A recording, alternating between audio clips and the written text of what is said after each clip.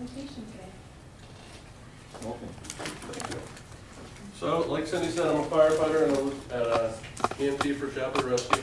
I am a national registered advanced EMT. I'm also an American Heart Association CPR instructor. Today what we're going to cover is the basics of CPR and choking. This isn't a certification course, this is just to give you an idea of what to do.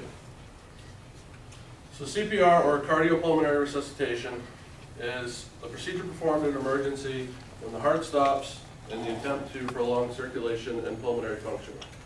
Basically, you're pumping the person's heart for them, giving them oxygen so that they can continue to live. Hopefully. Cardiac arrest is the leading cause of death in the United States. Each year, over 350,000 people die from sudden cardiac arrest. Nearly half of those will occur outside of a hospital setting. Therefore, either we as EMTs or you as bystanders that want to come in and learn are there to assist and hopefully save their life. Sudden cardiac arrest can be from any number of things. Drowning, traumatic injury, heart disease, heart attack. Heart attack is the most common. We utilize the CPR chain of survival. With these 4 links, you can assist and hopefully increase their survivability. We use the early recognition and call for help, which means notice that there's something wrong, call for help. Early CPR, early defibrillation, and early access to advanced care, which is us or the hospital. Early recognition. Recognize that someone's having a heart attack, possible cardiac event, call for help. Call 911. Get help to you as fast as possible.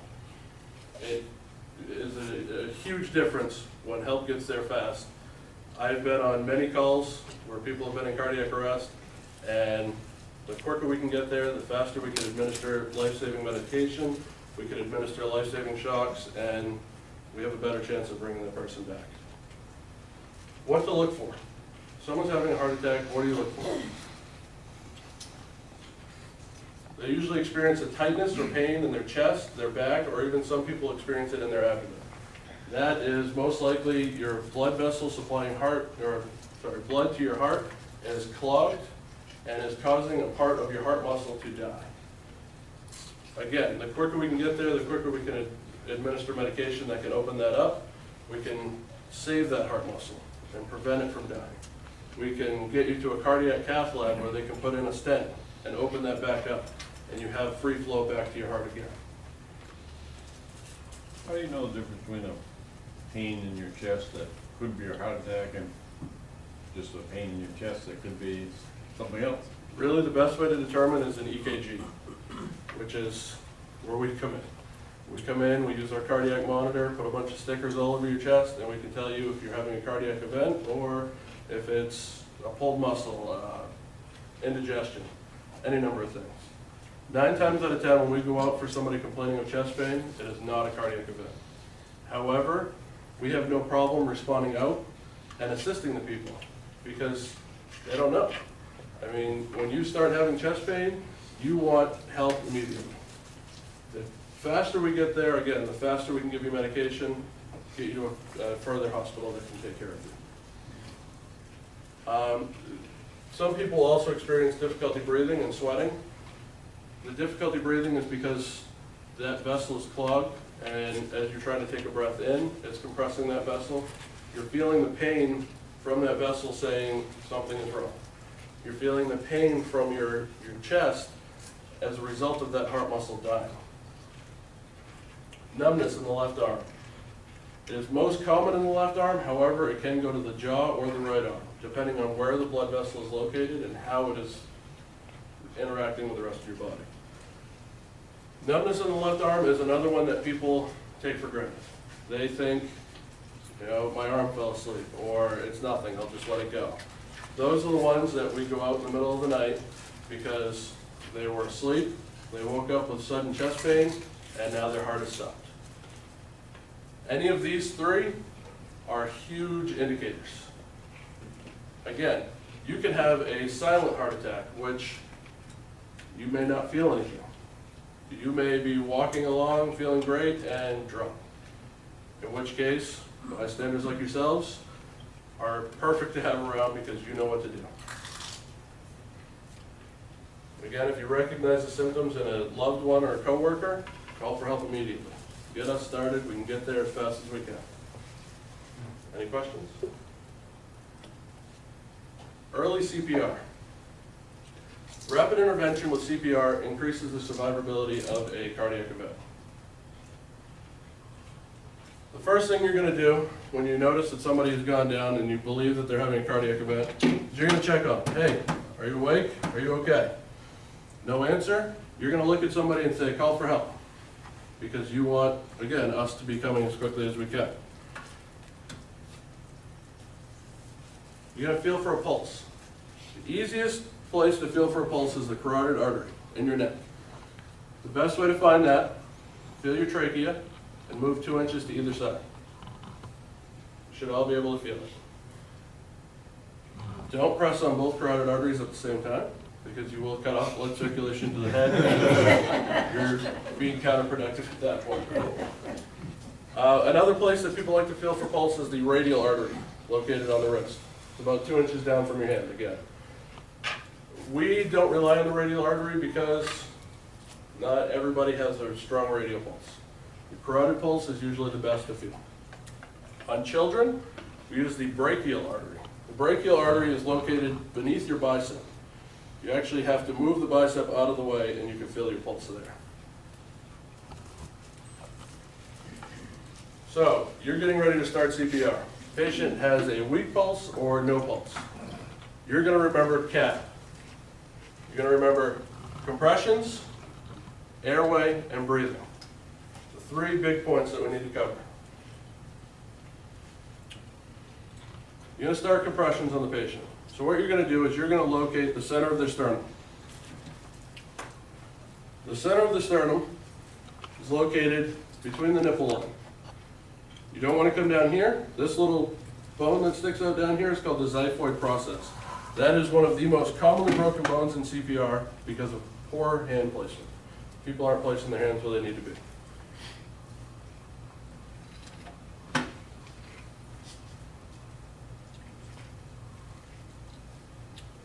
You want to keep your arms extended and in line with your shoulders. You want to be over the top of the patient, straight line, up and down. Cross your hands, lay your hands over, whatever's more comfortable for you. Keep yourself over the top of the patient and then compress. You're moving at the hip. You're not moving your back, your shoulders, your arms, anything like that. All those stay locked. When you compress, it comes from the hips. Your compression depth on the patient is approximately 2 inches. This will allow you to compress the patient's chest, compress the heart, and pump blood out. Prior CPR classes were taught to use the ABC method, airway, breathing, circulation. It has been determined that you have enough air left in your lungs that when you start those first compressions, you are pushing that air around and moving that air. You are also compressing the chest, which compresses your lungs, and when you allow the chest to recoil and come back up, you're bringing more air into the lungs. There are studies being done that determine that this is the best way to do it. They're actually teaching now hands-only CPR as well. If you don't have a breathing device, which we'll cover in a minute, they're teaching just do chest compressions. Even that is enough to keep that blood moving, keep the blood circulating, and keep air moving in and out of the chest. Compress hard and fast at a rate of 100 times per minute. It seems like a lot. It is a lot, trust me. You will get tired very quickly. It's a lot of work. Airway. You're going to clear the airway by using a simple head tilt chin lift maneuver. Tilt the head back and lift the chin. That is going to move the tongue out of the way and it's going to allow the airway to open up. When you administer the breaths, you want to make sure that the airway stays open. Once you open the airway, open the mouth. Is there anything in the mouth that is preventing this patient from breathing? Is their tongue rolled back? Is there gum stuck in their throat? Is there food stuck in their throat? If you see it, do a finger sweep and remove it. If you don't see it, don't worry about it. Look, listen, and feel for breathing. So, airway's open, you're gonna bring your head down, you're gonna put your ear next to their mouth. You're gonna listen, do I hear air moving? Do I feel air moving on the side of my head? Do I see their chest rising and falling? If not, you're gonna continue on. If so, check their pulse again. If they have a pulse, then you've done your job. Any questions? Is there a ratio between, like, they used to say like 5 and then That's it.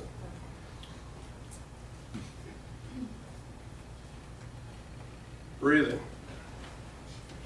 It is not recommended to give anyone rescue breaths, mother, father, sister, kids, anything, without an airway mask in place. This is the most commonly used airway mask. This is a simple pocket mask with a one-way valve. Can I hand those around so everybody can take a look? There are multiple types of masks that you can use. There are simple face shields that cover the mouth. These, again, are the most common and, from what my experience, I believe, the most practical to use. The reason why we use these with a one-way valve is because 90% of the time, when a patient starts to breathe on their own again, they will vomit. If you are giving that patient a breath when they vomit, it's going to be a bad day.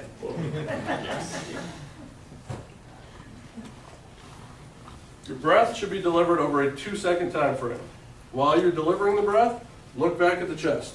Watch and make sure the chest is rising and falling. The breath should go in easily without any resistance. If it does not go in easily, recheck the airway. Tilt the head back again, make sure that you've got it open, and watch again. With these pocket masks, the seal fits perfectly over the nose and mouth. You don't have to worry about plugging the nose, anything like that.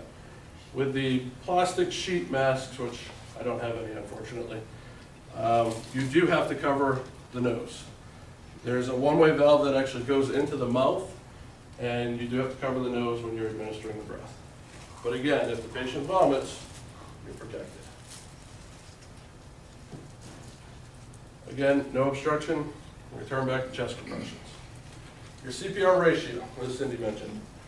For adults and children 8 years of age and older, your ratio is 30 chest compressions to 2 rescue breaths. For infants, it's 15 chest compressions at a depth of 1/3 of their chest to 2 rescue breaths. Proper chest compressions on an infant are 2 fingers, center of the chest again, and compress 1/3 of the depth. If you have 2 people, it makes life a whole lot easier. Wrap your hands around the patient and use your thumbs. And then the second person will be in charge of doing breaths for you. Again, same way with adults. If you have a second person, one person does compressions, second person does breathing. Do that for a cycle of 5. 5 times of 30 chest compressions, 2 breaths, and then switch. You will be tired, very tired. Early defibrillation. We use AEDs in the field all the time. I've been told that you have AEDs here. Early access and implementation of an AED can save a life. No questions asked. These are AED pads. I'm going to start passing these around. These are actual AED pads that were taken off my ambulance because they were expired, and we now use them for training. Without access to an AED, even with proper CPR, brain death can occur in as little as 10 minutes.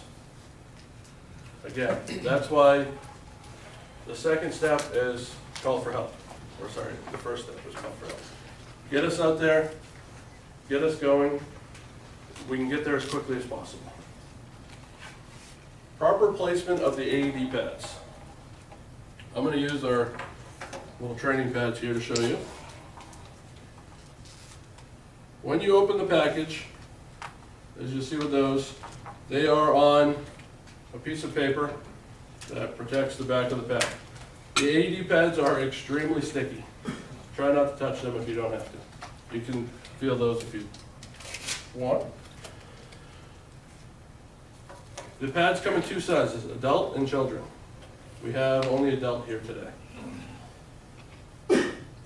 Adult pads can be used on children if necessary. If you don't have children pads available, adult pads can be used. Place one on the front, one on the back.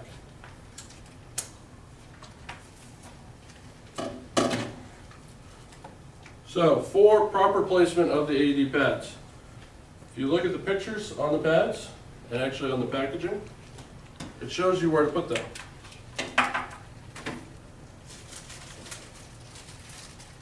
Again, shows on here, and it shows here.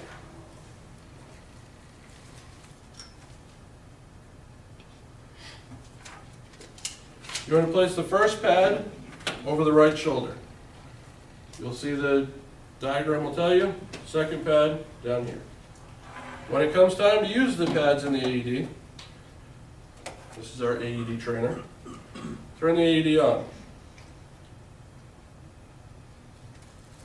Hopefully you have good batteries. Apply pads to patient's bare chest. Plug We've in done. pad connector next to flashing light. The light's flashing to tell us where to plug in. Analyzing heart rhythm. When it Do not analyzes, touch the patient. do not touch the patient. Shock advised. It wants us to shock this patient. Charging. Again, continue not to touch the patient. Deliver shock now. Press the orange button now. It's telling us to shock. Before you shock, look at the patient from head to toe. Is anybody touching the patient? Deliver shock Is the now. patient laying on Press the anything orange metal that might be button touching now. somebody else? You want to make sure that everybody is completely clear of this. If you get shocked with one of these, and you don't need to be shocked, your heart will probably stop and we'll have two patients. So when you're ready to shock, everybody's clear, shock. Shock button not pressed.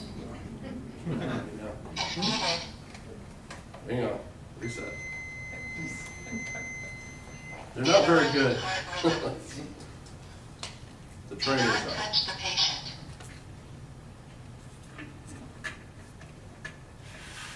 Shock advised. Charging. Again, even while charging, Stay make sure of everyone's clear. patient.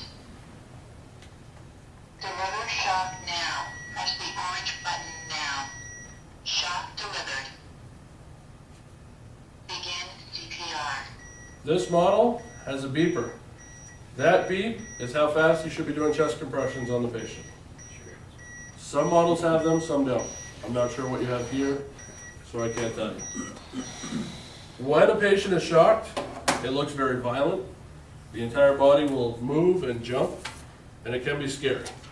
The whole situation is scary. Even when you're trained in what to do, somebody's life is in your hands, and it's very scary. So, deliver your shock, continue your CPR. Every 2 minutes, the AED will reanalyze the patient. With that, it basically gives you time to stop, take a breath for a second, and continue. It will tell you everything to do. This is the actual AED that belongs to Ross Corner. They are very loud. Remove pads from package in back of unit. Plug in pads connector. Apply pads to patient's bare chest as shown. It can tell you if you're connected to the Apply patient. pads to patient's bare chest. Because I didn't connect them, it's going to continue to say that. It can detect any little electrical activity that's within the heart. There are a few rhythms that can be shocked back to a normal rhythm. The most common one is Vfib, or ventricular fibrillation. Basically, all the electrical signals in your heart are all firing at the same time, and your heart's just quivering. With the AED, it shocks your heart and resets it. And if it's done correctly and hopefully within a timely fashion, your heart will begin to beat again. long as everybody does everything correctly. When you apply the pads, make sure the pads don't overlap at all. Some children, the pads are smaller. Just make sure that they don't touch. You can short out the pads, you can short out the unit, and then you're back to doing just chest compressions and breathing.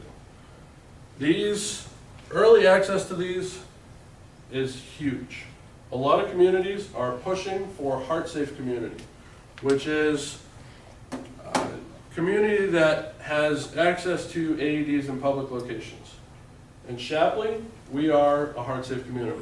We have an AED at our town dump, our town hall, the school offices. Everywhere that we possibly can, we have AEDs. The other thing about heart-safe communities is they teach classes to the general public. We teach CPR, first aid, AED, and choking. They're very handy to have. You never know who could go down. I mean, we could be in this room right now and someone could have a heart attack. You could be sitting at home and your loved one could have a heart attack. You could be at the beach and someone could have drowned and is in cardiac arrest. You know what to do to start CPR, and you know how to assist them, hopefully come back to life. Any questions? You mentioned the pads, make sure they don't overlap and you have different sizes. What happens if there's only one size is a big one and they overlap? Or do you have that as an issue? I would move them further apart. If they're gonna overlap, I would move them up further on the chest, down further on the side. Basically, these are called biphasic, which means one pad fires and a millisecond later the other pad fires. If they're over the top of each other, it's counterproductive and, like I said, can actually short circuit the unit. Move them just a little bit further away. Don't cut the pads, just set them further apart. When you're applying the pads, try not to interrupt chest compressions. If you have a second person there and they have brought the AED to you, continue chest compressions as long as you can. If you have to apply the right shoulder pad, it's usually the one that we have to move our hands out of the way for. Lift your hands up for a moment, stick the pad on, come back, right back to chest compressions. Continue right back to where you were. If you were at 20 chest compressions before you lifted, go to 21 when you come back to it. The lateral pad or the side pad is usually the easiest because we're up here and the pad goes down here. Again, if there's other things, some people have pacemakers or internal defibrillators. Internal defibrillators do not always work. They are horrible sometimes.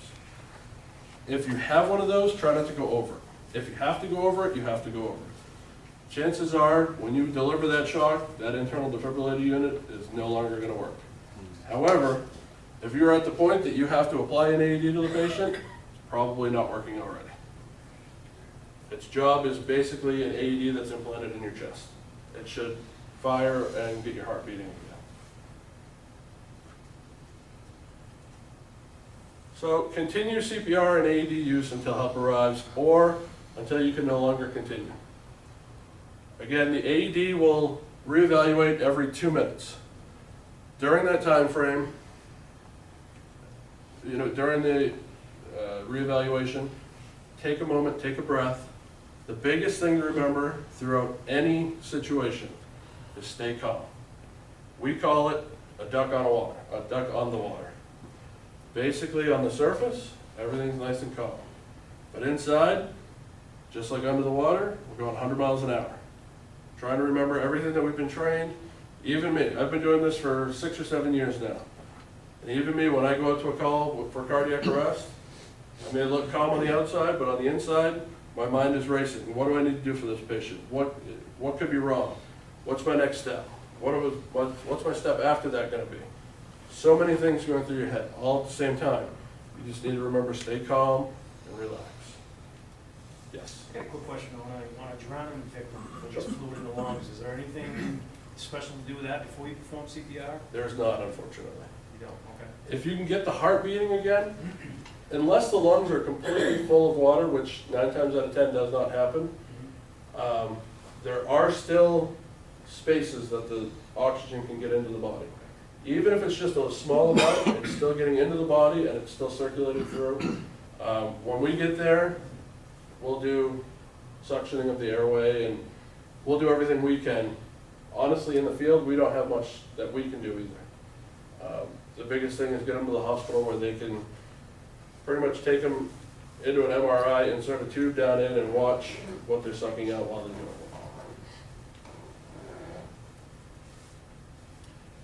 The ambulance may seem like it's taking forever to get there. First responders may seem like they're taking forever. I promise you, we don't take our time getting the calls. We get there as quickly as humanly possible. Through any situation where you are performing CPR, the Heimlich maneuver, somebody's sick and you've called 911, the first thing that we always hear from patients most of the time is, what took you so long? We got there as quickly as we can, but time seems to be going by very slowly when we're on our way. Choking. Choking, again, has essentially the same points as CPR. Early recognition, early Heimlich maneuver, and when the Heimlich maneuver fails, we revert back to CPR. So, much like CPR, it can mean the difference between life and death. Someone choking obviously isn't getting air into their lungs. Air is not going into your lungs, you're not able to breathe, and eventually you're going to pass out. And if something isn't done soon enough, you're probably going to die. To determine if somebody's actually choking, look at them. Is their face red? Are they trying to cough and nothing's coming out? Are they using the universal symbol for choking? When all else fails, ask them, are you choking? Do you need help?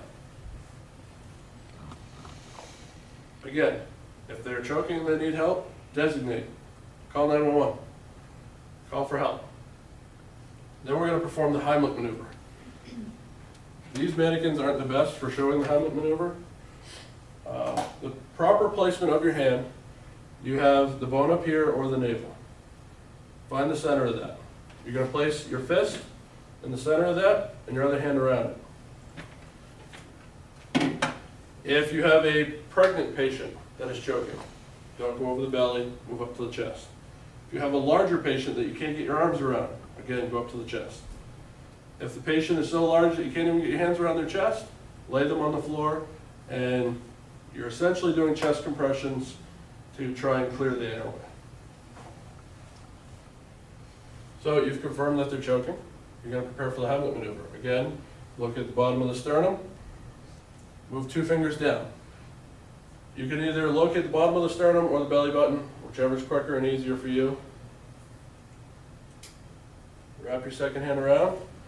You're going to use a quick upward thrust at about a 45-degree angle in. The reason why this works is because you have your lungs and you have your diaphragm. You are forcing the diaphragm up, which is going to force air out of the lungs, hopefully clearing the obstruction.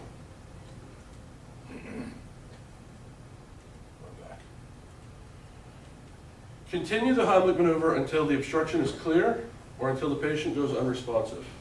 If the obstruction isn't cleared fast enough, chances are the patient will go unresponsive on you. If they do, lower them to the floor. Don't drop them, because you're causing more problems. Just lower them down slowly and easily. What you're going to do at that point is continue with CPR. The patient is now unresponsive. You can check for their pulse. No pulse, start CPR. The difference here is when you go to do your rescue breaths and you open that mouth and you look in, do I see the blockage? Can I get it out? If you can't get it out and you can't see it, don't worry about it. Try your rescue breaths. If they don't go in, you're still trying. The amount of force that you are breathing into the patient's mouth with is not enough to force the blockage back down. The force coming from the chest blowing out is going to push it back out. I've actually been asked, if I am at home by myself and I start choking, what can I do? Well, call 911. Leave an open line for 911. Even if you can't talk, they can still look up your phone number, your address. If you're calling from a cell phone, they can use the GPS on your phone and tell you where you are. They will send help. Chances are you'll get a police officer first, but hopefully they're trained in CPR and Heimlich maneuver as well. While you're waiting, you can use the back of a chair or a counter to give yourself the Heimlich maneuver. Use that as a second person. Basically, drop yourself onto the chair, forcing that air out. Try it as many times as you can. And again, remember to stay calm. When you're panicked, your body's going to use up more oxygen.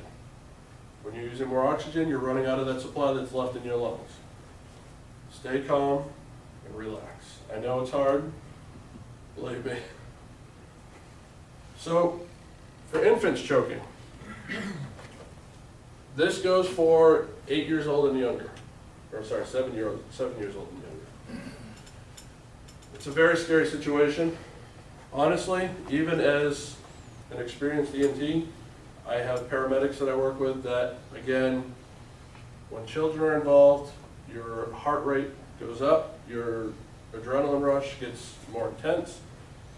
Kids, nobody wants to do anything with kids that has to do with the medical field. So, baby's choking. You're going to lay the infant over your forearm, and you're going to support the head, like this. You're going to deliver 5 back blows. You're going to deliver them with enough force to push the air out, but not to cause any further issues.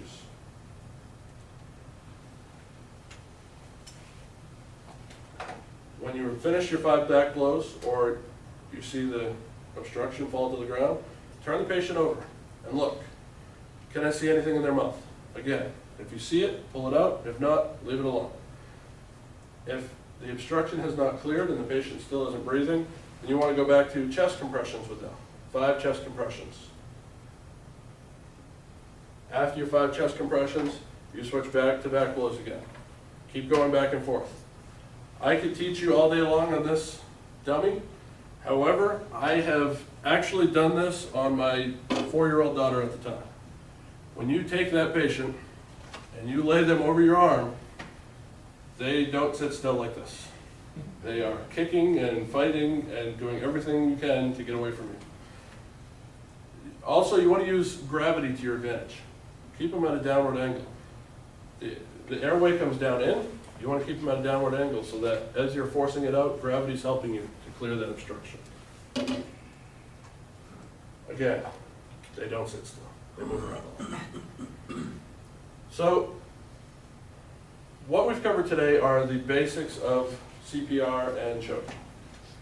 This is not a certified program. This is just me coming in and telling you some of the knowledge that's in my head. For more information on CPR training, AED training, first aid training, the American Heart Association has an awesome website. You can research classes all over the United States, or you can have Cindy get in touch with me. I'm a lieutenant with Shapley Rescue, and we do CPR classes regularly. Big thing is always, always, always remember to stay calm. I know I've said it a lot. You need to remain calm in any emergency situation. It's hard, it's very difficult to train yourself to do that. However, if Cindy's son is choking and you're trying to do the Heimlich maneuver on him and you're panicked, she's going to panic more. So you need to try and remain calm. Thank you for coming today. Do we have any other questions? Yeah. What you've showed us, I mean, let's say we're out there, we haven't been formally trained in CPR. Should you do that to a person you find in that situation? Or? You can. Maine actually has a Good Samaritan law that will protect you. Okay. You are using what you've learned. Again, you're not certified, but you're using what you've learned to try and help. As long as you're not using what you've learned on somebody that is sitting on the ground coughing, looking at you, and you're not trying to cause any more harm, then the Good Samaritan law will protect you from any prosecution or really there's no law that can protect you from a civil lawsuit, but when you go in and say, you know, I tried to save his life. You were doing what you could to try and help. You specifically said the state of Maine has that law. What about if you're traveling, you're in New Hampshire, or somewhere else other than Maine?